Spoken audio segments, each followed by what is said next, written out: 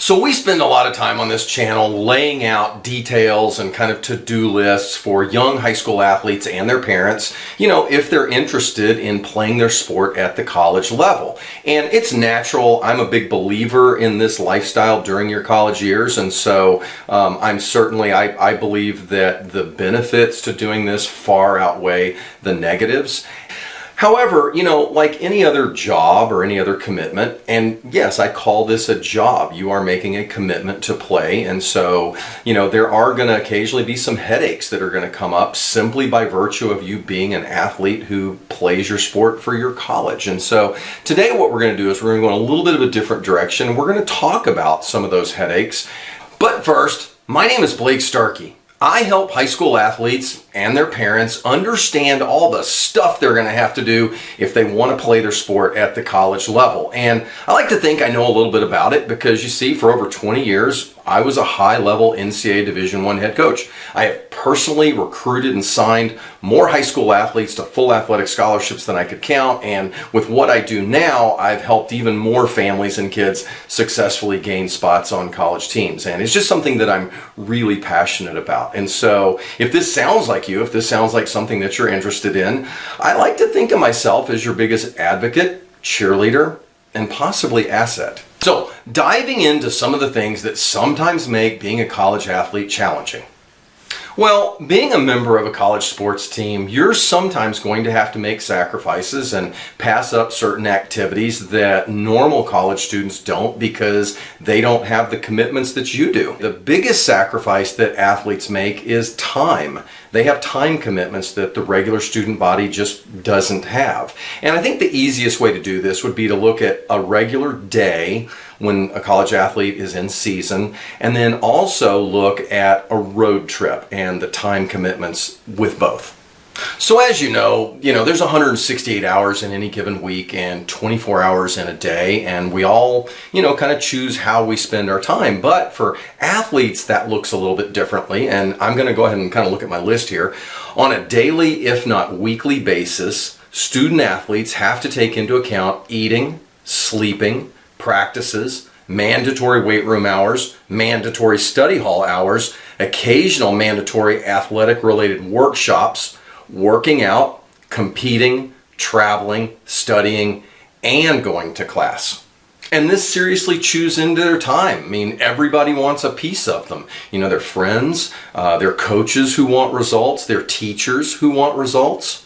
The NCAA actually has limits on the amount of time coaches can require their athletes to be involved in what's called athletic required activity. And that time on a weekly basis is 20 hours. Now, when you hear that, you think, well, that doesn't sound so bad, but let's break some of that down.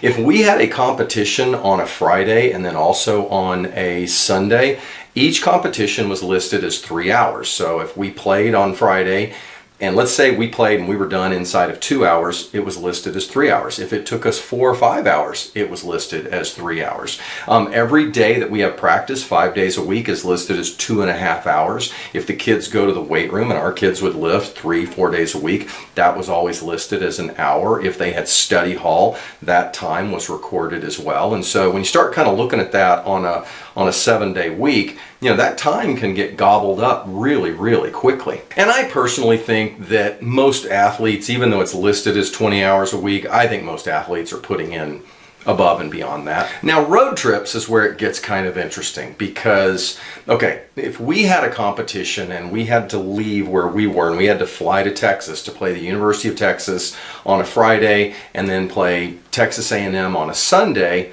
the amount of the travel, so like if we would leave at 5 o'clock in the morning, drive to the airport, which was about a 2.5 hour drive, then catch our flight and fly all the way down to Austin, and then get in our hotel and go eat dinner that night, and then the very next day we'd go and we'd warm up at Texas's campus, and then we would actually play them. All that was recorded was that 3-hour competition. It wasn't the full day of travel that preceded it. And then, you'd spend that night, you'd have maybe Saturday off, and then Sunday you'd play Texas A&M, and then you'd fly all the way back. So your entire weekend gets completely chewed, but on paper it's basically listed as 6 hours because you had 2 competitions. And so when you look at that, and then you look at multiple road trips throughout the year, and oh my gosh, like the sport of baseball, whew, But when you start looking at the volume of road trips and the time commitment that goes in there, it's a lot. The next thing I want to point out is student athletes' interactions with some professors. And I say some because I don't want to paint a picture at all that it's all of them.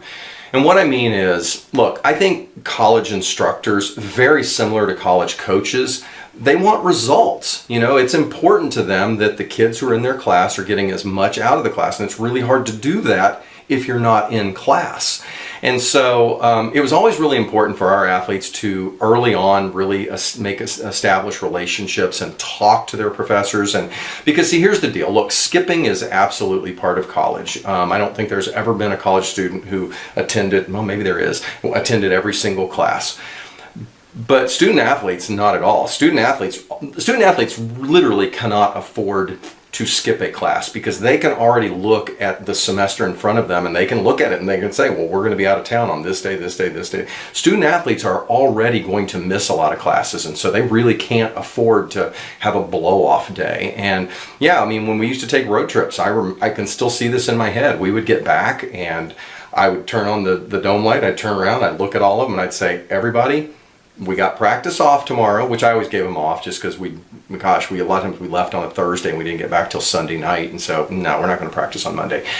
So I would give them off, but I would tell them, I don't care if you have an 8 a.m. class, you have to go to class tomorrow. And sometimes we're really tired. You get in 1 o'clock in the morning sometimes, and then to turn around and you got to be in class.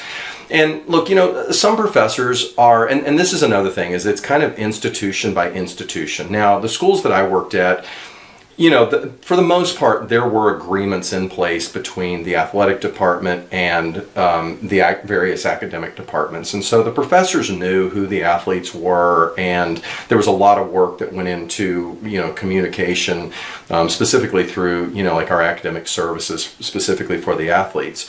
And so they had done a really good job of communicating that. But even with that said, every now and then I would hear my athletes talk about it. There would be, every department has one, there would be one professor who almost seemed like anti-athlete, and they did not care, and they would just clobber, you know, they just didn't make any real exceptions. And again, I want to say this is extremely in the minority. We had deals cut, deals is the wrong word, but we had those professors knew, and they could not penalize our kids for, you know, athletic things that they had to be at.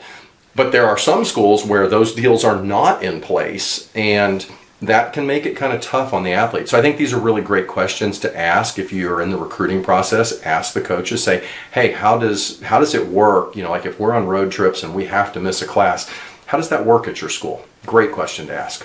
The next thing I'm going to point out in the area of sacrifices that athletes sometimes have to make is, you know, look, I mean, yes, they are athletes, but they are also students at the college, and there are going to be things that are going to come up that they're just kids. They want to go and do this fun thing, and yet sometimes they had to make sacrifices because, you know, their own scholarship, you know, that's paying for it. And so we always had a pecking order, and it was like, look, number 1, grades. Number 2, your sport. Number 3, everything else.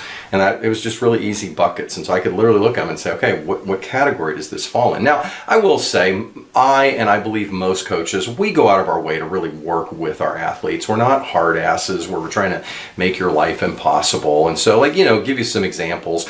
I had a player one time who, there was a wedding coming up in the family, and I saw it coming a month and a half early. They put it on my calendar. And so absolutely, I totally, like, I'm going to make a player not be able to go to a family wedding. Of course we're going to work with that. And then, like, let's say there was a medical emergency or some reason that a kid had to drop everything and go home. Oh, every single time, not even going to blink, go, you know, family first. There were other situations that would come up that it kind of blows my mind. I had one player one time, full scholarship athlete, very good athlete, and let me put it this way, our team was better with them than we were without them. And this young lady happened to be in a sorority, and we had a particular road trip coming up, literally to play our biggest rival. And yet there was some kind of a sorority function on the Saturday, and this player completely seriously came and said, look, is there a way, like on this one particular weekend, I can not go on this road trip because, you know, we have this dance? My answer was no. It was an emphatic no. I was a little surprised that the question even came up, but it was like, no, you can't do that. Like, I'm going to let a player of ours who we're paying, this kid is on a full scholarship, we're going to let her stay back and go to a dance. And I, as a coach, by choice, I'm going to take a weaker team to play our biggest rival. Not in a million years was that going to occur. You know, things are going to come up that are going to be on the student athletes. They're going to see these things, and they're really exciting because campuses do a really good job of bringing speakers and sometimes concerts and other sporting events. And there's just some really cool stuff that goes on. And so kids naturally want to go to that, to certain things. And sometimes, absolutely, if we can work it out, oh, by all means, go. But if it's going to be a clear conflict with something that's a really big deal to our team, then no. And I'm not any different than most coaches. Well, maybe I was a little too nice. I think there are some coaches who are just like, no, I don't want to hear it. And so the way I always said is that I said it's just really simple.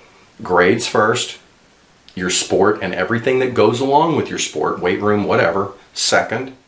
Everything else came third. And we didn't have too many problems, but just, you know, yeah, sometimes you're going to have to make sacrifices. You're going to have to maybe give up some things that you would really love to do because you can't, because you've got to go play a conference match that weekend. But here's the takeaway. And look, I've said this many times and I'm going to say it again. The benefits of being a college athlete far outweigh not.